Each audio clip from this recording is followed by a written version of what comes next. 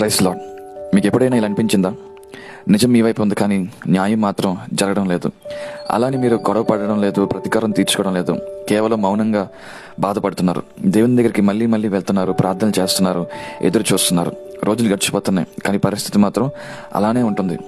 ఇలాంటి పరిస్థితుల్లోని అనిపిస్తుంది, దేవుడా నువ్వు చూస్తున్నావా అనే ప్రశ్న మనకు వస్తుంది కదా.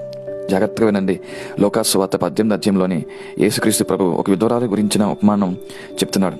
ఆమె బలహీనురాలు, ఆమెకు ఎవరూ లేరు. ఆమె పదే పదే ఒక న్యాయాధిపతి దగ్గరికి న్యాయం కోసం వెళ్తుంది. ఆ న్యాయాధిపతి మనుషులను లక్ష్య పెట్టడం, దేవునికి భయపడ్డం. అయినా ఆమె పదే పదే బ్రతిమాలుకోవడంతో చివరికి న్యాయం తీరుస్తాడు. లోకాసు సువార్త 18:7 ఇలా రాయబడి ఉంది, దేవుడు తను ఏర్పరచుకున్న వారు దివారాత్రులు తను గూర్చి మొరపెట్టుచుండగా వారికి న్యాయం తీర్చడా అని. అంటే రాత్రి పగలు మొరపెట్టుకుంటుంటే దేవుడు న్యాయం తీర్చడం అనుకుంటున్నారా? నువ్వు అడుగుతున్నావు, దేవుడు వింటున్నాడు. ఆలస్యం అయిపోయినట్టు అనిపించవచ్చు, మౌనంగా ఉన్నట్టు అనిపించవచ్చు, కానీ దేవుడు నిన్ను విడిచిపెట్టలేదు.